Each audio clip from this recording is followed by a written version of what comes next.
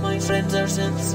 A couple of weeks ago, I bought a Yamaha Reface CP, and I did so specifically to use it with another bit of gear that you can see lurking above my shoulder there, which is the MPC 2500. I realised that even though I've had the MPC 2500 for quite a while at this point, I haven't really ever spoken about it much on the channel, and so I thought I would put some music with the two of them together tonight, as I intended to, and also take the opportunity to talk a wee bit about why I bought both of these and why I'm using them together, and let you see the process of, you know, doing what I'm doing. I do have to apologise in advance if you can hear the wind whistling through the windows. This flat is not particularly well insulated. I do live in Scotland and it is the winter time, so I can't really do much about it apart from beg your forgiveness. Now let's jump straight into the meat and potatoes of this video, as it were, and speak about the MPC 2500 first. As I mentioned, I've had this for a wee while. I think I bought it like a year or a year and a half ago, and I did so for a couple of really deliberate reasons. The first one was to improve my drum tracks, because to be completely honest, whilst my melodies, clearly not my language, but whilst my melodies were improving over time, and I was becoming, you know, fairly proficient with synthesizers and all that kind of thing, I could never write a rhythm to save myself. Everything I wrote was just fucking shit. I ended up resorting to using drum loops all the time because I couldn't really figure out a way to write natural sounding drums, and I think part of the reason for that is because I was using step sequencers or grids, and I couldn't really ever, with the swing options and everything else, make it sound the way I wanted to. And so my idea was, if I get an MPC with the pads, I'll be able to just play things out and it'll sound a lot more natural, so that's why I got this. I have to say, as it turns out, ever since I got the MPC, my drums and my rhythm composition have become markedly better, although I'm sure that the drummers in my life will disagree. Now, the second reason that I got an MPC 2500, or at least the reason I got a 2500 specifically, is because I didn't really want a newer MPC. I already had an Akai Force, and whilst I really like it, there was something about the software and the kind of way that all of the newer Akai products is put together that was just too much. You can do too much with them, and so it felt like having to learn a whole new computer system, when really I just wanted something dedicated on the task of being an MPC, and so naturally the older MPCs fit that bill. The reason I got an MPC 2500 instead of a 2000 XL, which arguably is the more charming and better looking of the units, is because whilst I wanted that older Akai thing, I also wanted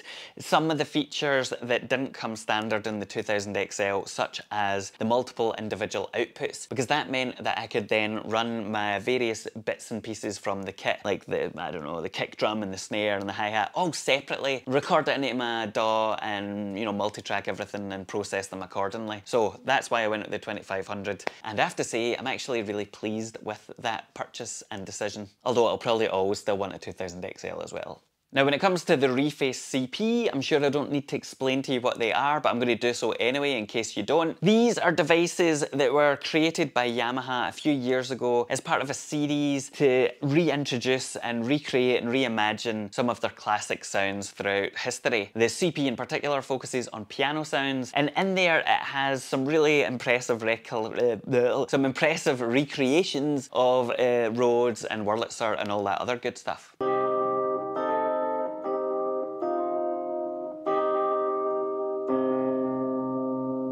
Now, this might seem like a bit of a strange purchase for me because I am more into the dirty electronica side of things. However, if you want the Rhodes sound, nothing else really compares to it. You can't really replace it with anything else, and I am unlikely to be able to afford an actual Rhodes piano anytime soon, so this is probably the next best thing. I've been watching these for a while, and the price has steadily been going up as they've been harder to find, and so when they were on a wee bit of a discounted price recently, I decided just to pick one up. Now, I could of course use samples, and there are plenty of different options out there if you want to get Rhodes piano sounds. For example, you could sample or use different chords that you find on the internet. There's a whole bunch of royalty-free, jazzy Rhodes chords that you can find, and that's what people tend to do in their MPCs. They sample in these royalty-free loops chords, they chop them up and they, you know, play them on the pads. However, I never really found the kind of progressions or anything that I wanted, and I kind of had the desire to play my own anyway. I didn't always want to use someone else's Rhodes samples. The other option for this is that you can download sample packs where people have painstakingly recorded each individual key at different velocity levels, and you know, that might be a great option for some. However, I found it a bit of a pain in the arse because then I had to, you know, put that into my sampler and get it all set up, and I didn't really want to go through that whole process. There was something about it that just didn't feel right, so I decided to go for the actual CP because even though I've never played a Rhodes,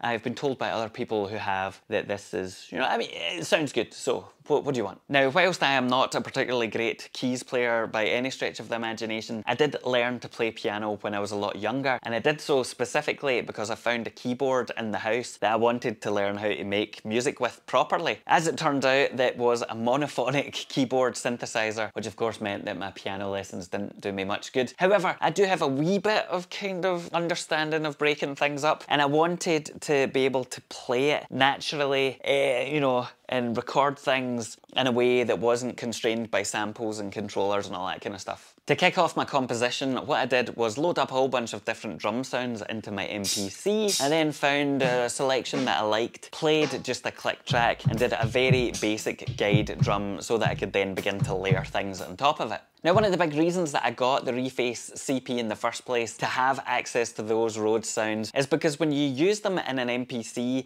and you sample the chords or you sample whatever you're playing, you can set it up so that it sounds a bit glitchy and unnatural, specifically by choking the individual sounds, so that if you play a chord on one pad and then hit another, it will cut off the first chord. So you get this kind of dissonance between the beautiful harmony of that old piano and this kind of choppy, there's something about it that I really like, and it's not just because of the whole lo-fi hip-hop thing, so don't even start. Anyway, that's what I did. I recorded a bunch of chords that I thought were particularly aurally pleasing to me into the MPC, spread them out amongst the pads, and played a really basic melody. From there, it was just a case of building on what I'd already recorded by adding in additional drums, changing up the pattern entirely, recording in new chords from the Reface CP into the MPC, changing the arrangement, and finding something that kind of worked together as a song, if you will. As well as taking the chords and sampling them into the MPC, chopping them up and playing them on the pads in that kind of stuttery way that I said I liked so much, I also took a few individual notes or, you know, sequences that I liked, and I pitch shifted them across the 16 levels of the pads and played them just in the background to give an extra wee layer of sound in there that, you know, padded things out as opposed to just having these glitchy chords all the time. Now, at this stage, I had a whole bunch of sequences that I liked, and whenever I get to this point with MPC, I then record each of the individual sequences directly into Logic. Everything in here is synced up to the MPC so that it's all in time and in sync with my, you know, DAW project and everything else. I used, to the full extent, the various outputs that are on the rear of the MPC 2500 so that I could split up all of the elements, keep the melody separate from the kick drum and everything else. And then I was able to go through, chop up the different sequences, move things around, color code them, and get to a place where there was at least some kind of, you know, it sounded something like an actual track. From there, it was a case of doing a wee bit of pre-post-production, if that's such a thing. I tried to run the drums through my auto boom, but I didn't really like the sound I was getting from it, so I quickly abandoned that idea. The drums sounded, you know, perfectly fine on their own. I thought about glitching the drums up a wee bit using my modular system, something that I'm fairly, you know, keen on doing. However, again, that didn't really work because the swing or the kind of feel of the track just didn't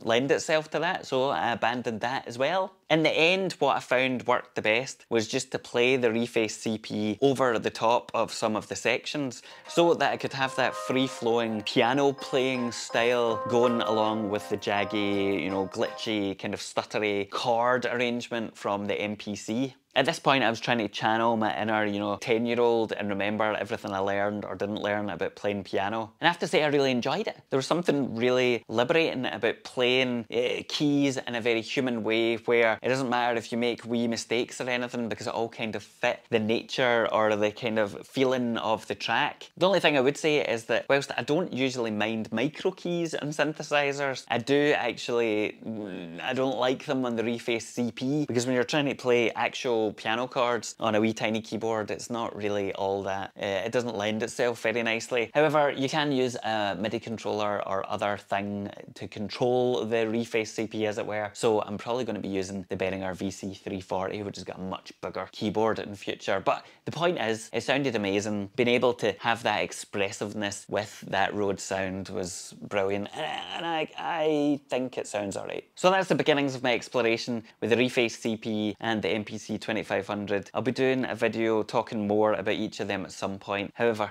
for now, here's my probably awful attempt at doing Rhodes piano and MPC drums without falling into the lo-fi hip-hop trap, but I think I failed. Either way, thanks for watching, and if you can teach me jazz piano, please help me. Help me.